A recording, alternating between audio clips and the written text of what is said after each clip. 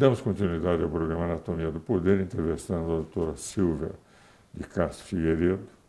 E, como eu faço em todos os programas, eu entrego um livro. Nós, pelo Conselho Superior de Direito e Comércio, fizemos com um grande número de tributaristas um exame de 50 anos da eficácia de lei complementar que o Código Tributário Nacional adquiriu. Eu e o Rogério fomos os coordenadores e até minha filha Ângela também participou, mas são 20 e poucos autores, fazendo uma análise crítica de 50 anos de eficácia do Código como lei complementar. Eu lhe ofereço o livro. Nossa, eu agradeço imensamente, viu, o livro, e também tenho muita honra de entregar um exemplar, né, do livro Controle de Convencionalidade para o senhor. E agradeço muito. Vai para a minha biblioteca especial e tinha conhecimento e conversamos um pouco no primeiro bloco e terei grande satisfação em ler e aproveitar. É um tema extremamente original. E agradeço muito. Muito obrigada. Veja o seguinte, nós estamos conversando, doutora Silvia, sobre essa necessidade de adaptar, entende, essa realidade mundial de hoje em relação à nossa concepção de direito. Fui colega de classe, de turma do Sidney Sainz, Cláudio Lembo, Márcio Tomás Bastos, eram todos da minha turma. Nós tínhamos uma concepção do direito que era aquela de que o Poder Judiciário é um legislador negativo sempre, que a função legislativa é uma função que tem que ser exercida pelo Legislativo. E eu confesso que com 60 anos de advocacia é difícil mudar a minha concepção. Tenho tido palestras com os meus queridos amigos, Roberto Barroso, Marco Aurélio de Mello, Carlos Aires, etc., que são favoráveis a um consequencialismo, entendem? E muitas vezes no vácuo legislativo cabe o Poder Judiciário decidir. Eu queria saber qual é a sua opinião, já que no convencionalismo a senhora é obrigado sobre as convenções, tratados, acordos internacionais, a ter que trabalhar com normas que muitas vezes têm uma influência direta no direito brasileiro. Queria saber como é que a senhora vê a realidade do neoconstitucionalismo, o chamado politização do judiciário, judicialização da política, consequencialismo. Como é que a senhora vê esse fenômeno? Então, esse tema é bem delicado, né, professor Ives? Na verdade, eu vejo a magistratura, às vezes, ela é provocada a agir em casos, por exemplo, de implantação de políticas públicas que não são feitas, né, pelos órgãos competentes, e de repente você tem um problema, você se depara com um processo relacionado, por exemplo, com direito à saúde, né, a pessoa precisa de um medicamento, né, vai correr um risco de vida. Então, muitas vezes a gente se depara com um caso desses e é obrigado a dar uma resposta rápida, né?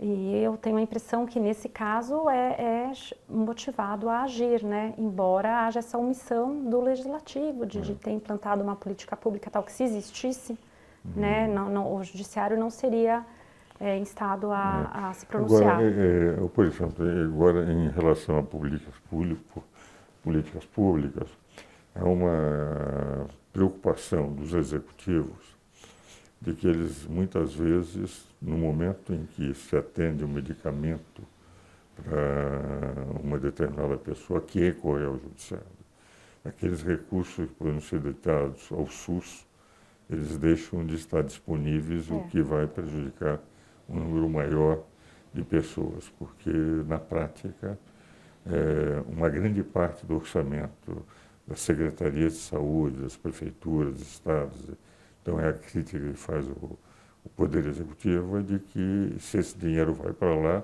não fica disponível para atender no SUS o grosso da população que não tem como recorrer, nem sabe como recorrer ao judiciário, que é um dos problemas.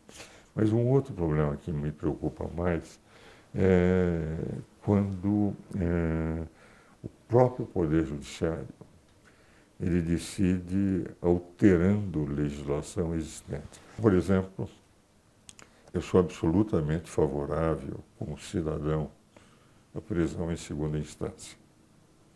Mas como constitucionalista, comentei com o Celso Bastos, em 15 volumes, a Constituição, eu entendo que só com o trânsito em julgado é que alguém poderia ser encarcerado. Então, há um conflito na minha pessoa, entre o cidadão, que é aquilo que decidiu o Supremo, e o jurista, que é aquilo que eu leio na Constituição. Como jurista, eu tenho que dizer, entende, que eu prefiro que a Constituição seja respeitada e que é muito difícil mudar, porque isso é uma cláusula pétrea. É isso que eu chamo a minha preocupação em nível de ativismo judicial. E mesmo no Supremo está uma contagem muito apertada, né? E eu tenho a impressão que quando a DIN for julgada é capaz de eles voltarem à interpretação do trânsito em julgado. Mas é esta preocupação que eu chamo de consequencialismo, certo, que faz com que o judiciário, por exemplo, num caso concreto, de ter que conceder um medicamento, pode vir a atrapalhar, digamos, políticas públicas, mas é um atendimento do judiciário a um caso. Agora, no momento em que se interpreta princípios constitucionais dessa relevância, essa, digamos, situação que mais me preocupa, porque num determinado momento nós podemos ter realmente poder judiciário se transformando num legislador positivo, substitutivo do Congresso no vácuo legislativo, que muitas vezes acontece, né? Então, olha, eu concordo com o senhor nos dois pontos. Esse ponto dos medicamentos, né, tem que ser decidido com muita parcimônia pelos magistrados, porque realmente a verba que seria destinada aos hospitais, a toda uma coletividade, acaba sendo desviada para atender, às vezes, um caso individual, né? Eu tive um caso lá em Sorocaba de uma criança que precisava fazer um transplante, a mãe queria ir para os Estados Unidos, um transplante não, era um transplante multivisceral.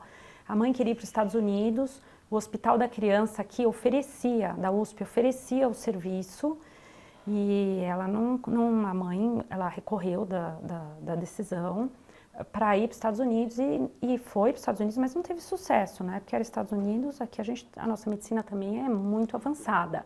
Então teve um gasto, né, os valores assim exorbitantes que realmente foram retirados do Ministério, que poderiam ser colocados em hospitais e foram dedicados a um caso só. Então os juízes têm que realmente decidir com muita parcimônia esses casos, mas sempre tendo em vista que tem uma pessoa atrás do processo, que o direito à vida tem que ser tutelado, é uma situação bem complicada. E com relação a essa questão da prisão, né, com as decisões proferidas em segunda instância, eu acho que é uma colisão de direitos, né?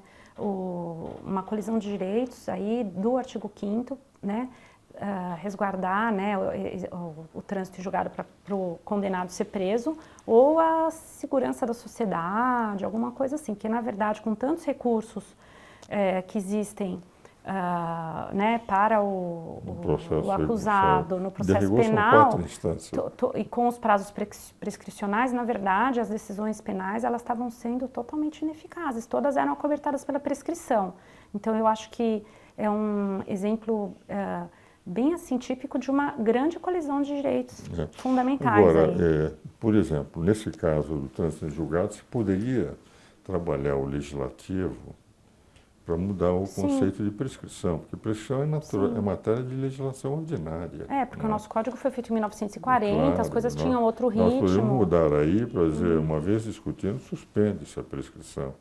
Porque com isso, evidentemente, não haveria o risco e se respeitaria o princípio constitucional. Com certeza. Agora, em relação a esse ponto, essa decisão do STJ me pareceu uma decisão muito adequada nas questões de saúde. Quando o Superior Tribunal de Justiça decidiu o seguinte, doutora Silvia, que a pessoa que recorrer ao judiciário tem que mostrar que não tem condições de pagar. E tem que mostrar a sua declaração de imposto de renda, etc. Porque eu sei que muitas pessoas recorrem e poderiam pagar os medicamentos que estão pretendendo, entende, os tratamentos. E então o STJ, a senhora deu essa decisão ou não? Não, eu dei a decisão para vir para o HC. Como? A minha decisão era para vir para o HC, para o Hospital das Clínicas. Perfeito. Não, mas eu digo, essa decisão... Se eu vi essa decisão? Do STJ. Então, é porque essa questão de medicamentos é uma questão muito delicada, né? E o brasileiro, ele é muito solidário, né? Então, muitas vezes a pessoa, às vezes, ela não tem realmente condições financeiras, ela é hipossuficiente, mas ela faz campanha. E aí o município inteiro ajuda.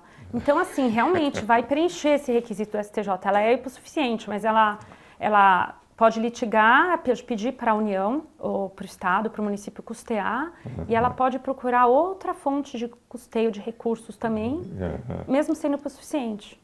Então, na prática, a decisão fica meio inócua, entendeu? Tem que ser bem parcimoniosa. Doutora Silvia, nós estamos chegando, infelizmente, ao fim do programa. Gostaria muito de continuar conversando com a senhora sobre telespectadores. Aqueles que estão na área de direito, vale a pena. O programa vai para todos os estados do Brasil. A Rede Vida tem rede em todos os estados do Brasil. E vale a pena discutir aqueles que estão na área de direito. A temática é extremamente rica do livro. Eu mesmo vou aprender muito, já que a minha área era mais direito constitucional, embora tenha examinado na Justiça Federal o 11º concurso. Tive como sócio Francisco Rezec, que sempre foi um internacionalista.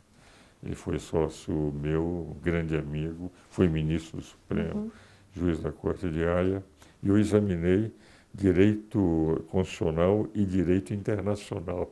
Não examinei direito tributário no 11º concurso. Mas lhe agradeço muito sua presença, doutora Silvia. Olha, sou eu que tenho a agradecer, viu, professor Ives? Uma honra estar aqui conversando com o senhor, viu? Muito obrigada pelo convite.